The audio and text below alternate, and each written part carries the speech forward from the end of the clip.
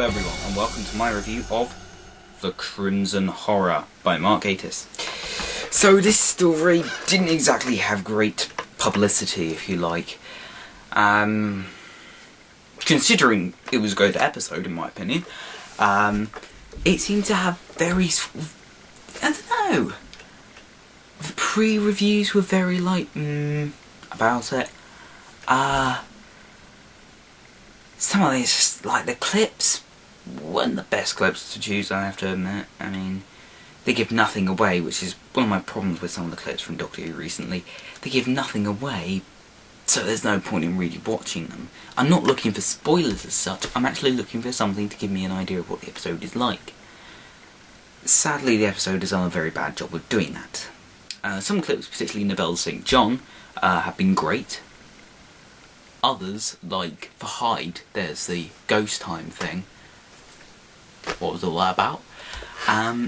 So, anyway, none of the clips or the trailers got me particularly excited.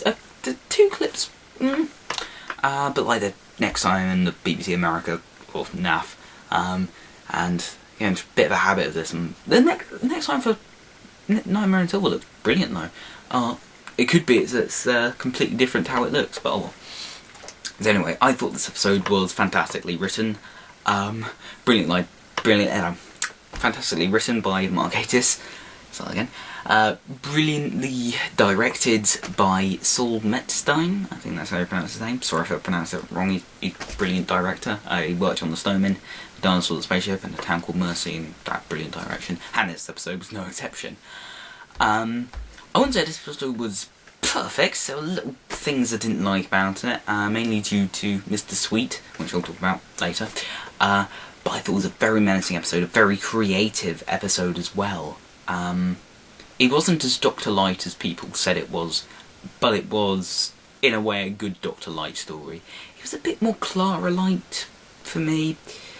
I'm not going to dwell on it. Clara wasn't exactly central to the story, I guess you could say, but there, Gatiss, you can tell Gatiss has done his best to put Clara in there.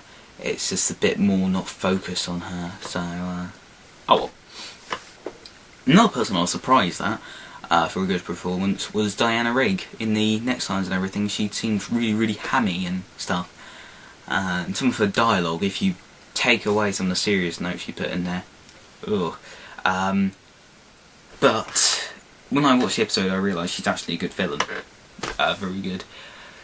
Again, for all the next times and all that, so I'm not going to dwell on that anyway. I thought she did a great performance. Rachel Sterling also did a good performance. The Undertaker dude was pretty good. It was all very Victorian, so you know, sort of the stereotype sort of stuff, you know, you get posh people and stuff. The Undertaker. The Crimson Horror, they're calling it. Weird. But, oh well. The Crimson Horror itself, I didn't understand exactly how it works, but I don't think that was exactly what the story was trying to do. It wasn't trying to tell you how it works, it was trying to sort of tell a nice little story.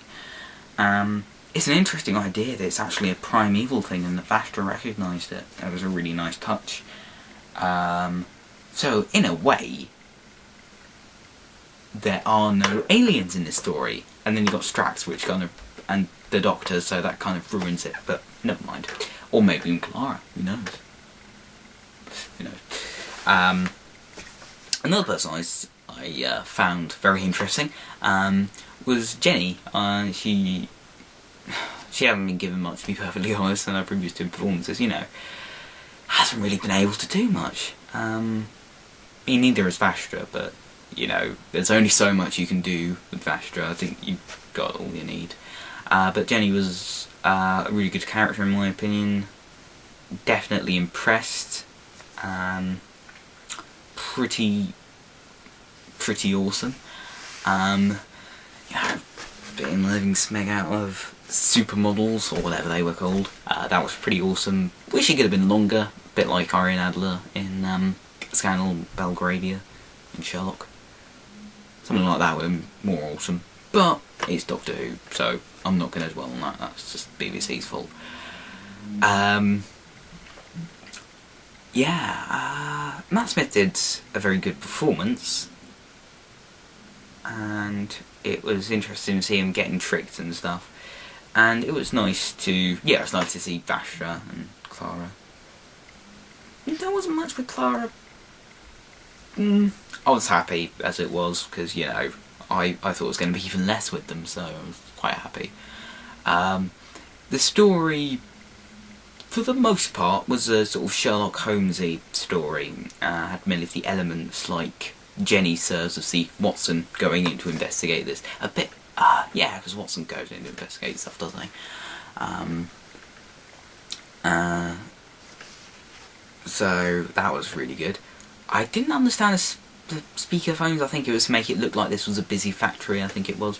Correct me if I'm wrong. That was something I didn't understand about the episode. Not something I hated. Yeah, I thought she was a really good character. Did quite a bit. So, yay. So what else is there? There's a weird fainting guy. That was quite funny. And then we've got Strax.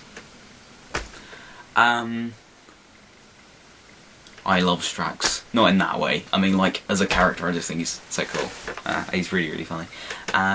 And, you know, my mum laughed pretty much all the way through this episode, and I don't laugh out loud. Not really at television so much. Has to be really comedic for me. So, Blackadder and Red Dwarf I do properly laugh at.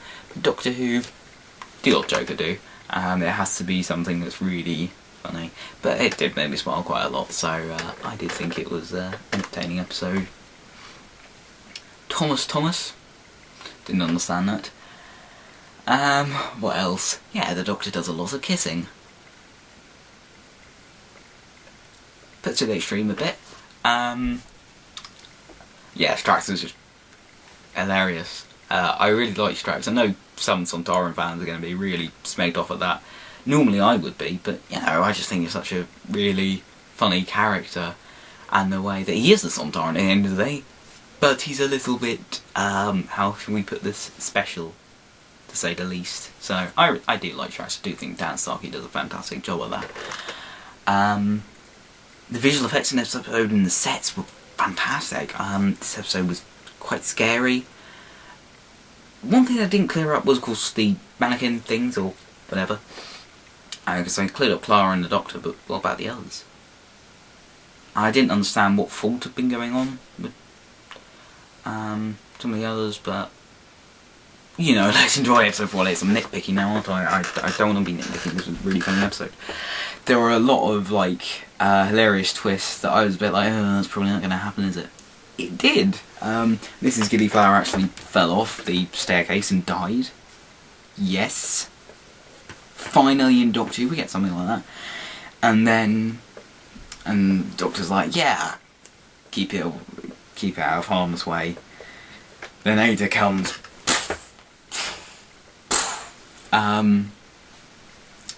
As much as, in a way, that was a serious moment for Ada, for everyone else, it was like, it was very amusing. So, yeah, camera focus thing. So, it was a silly episode. Treat it as that. Don't start going on about that. So it was silly. I'm sure some people are going to be like, about it being silly. I thought it was a really, really funny episode. You got the fainting guy. It sort of made me wish for a Vastra, Strax and Jenny spin-off series, but oh well. The creature, the Mr. Sweet, I didn't understand the name, I'm going to be honest. I didn't understand a couple of little things to do with him. But those are little niggles. I've been criticised for being too nitpicky of my reviews, so I've decided, let's be nice on this episode's behalf. I'm going to give this episode a 9 out of 10. You know, there's a couple of errors in it, when I come to think of it. But it was a really enjoyable episode for what it gave us. If you were expecting something else, well, you were wrong. The ending was very interesting. I've always wondered about that, to be perfectly honest. Surely, I had pictures and all that. Surely it would show up. If the Doctor does, surely Companion would. So it was a nice little ending, and I do look forward to next week for Neil Gaiman's Nightmare in Silver. That looks brilliant, with Iron Man Cybermen. not going to do well on that either. So it was a fantastic episode. Brilliant. Mark Gatiss